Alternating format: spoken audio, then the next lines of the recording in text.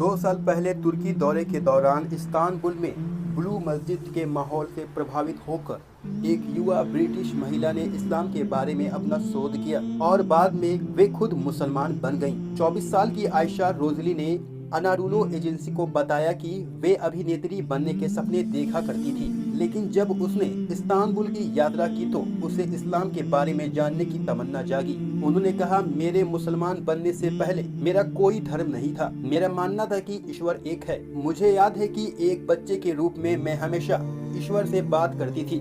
Rosalie ने कहा कि उसके माता पिता धार्मिक नहीं थे। वे वास्तव में किसी भी धार्मिक लोगों को इस्लाम धर्म में परिवर्तित करने से पहले नहीं जानती थी। उन्होंने बताया, जब मैं तुर्की आई तो मेरा धर्म खोजने का कोई इरादा नहीं था। मैं गूगल पर गई और मैंने पाया कि उनके नजदीक एक ब्लू मस्जिद है और सोचा कि शायद मैं उसे देख सकती हूँ। रोजली ने कहा कि वास्तव में डर गई थी क्योंकि वे मुसलमानों के बारे में अच्छी राय नहीं रखती थी, क्योंकि उनकी सारी जानकारी पश्चिमी मीडिया पर थी। मस्जिद का दौरा करने से पहले वे एक स्थानीय दुकान पर गई और एक हिजाब लिया और सिर को कवर किया। उन्होंने कहा, मैं किसी को नाराज नहीं करना चाहती थी। मुझे लगा कि शायद लोग मुझ पर गुस्सा होंगे, इसलिए मैंने मस्जिद जाने के लिए सिर्फ एक हिजाब खरीदा था।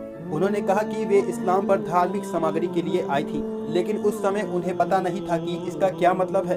रोशनी ने कहा कि एक बार जब मैंने ब्लू मस्जिद में प्रवेश किया तो मैंने तस्बीह ले ली और कुछ प्रार्थना सुनना शुरू कर दिया। उन्होंने कहा, 1 घंटे के लिए जैसे मैं बस तस्बीह करने बैठी। मैं मस्जिद के आसपास देख रही थी। यह इतना सुंदर और इतना शांत था, मैं बस विश्वास नहीं कर सकती थी और मैं अपने सामने के क्षेत्र में लोगों को प्रार्थना करते देख रही थी। वह सुंदरता और मस्जिद के अंदर की शांति से प्रभावित हुई।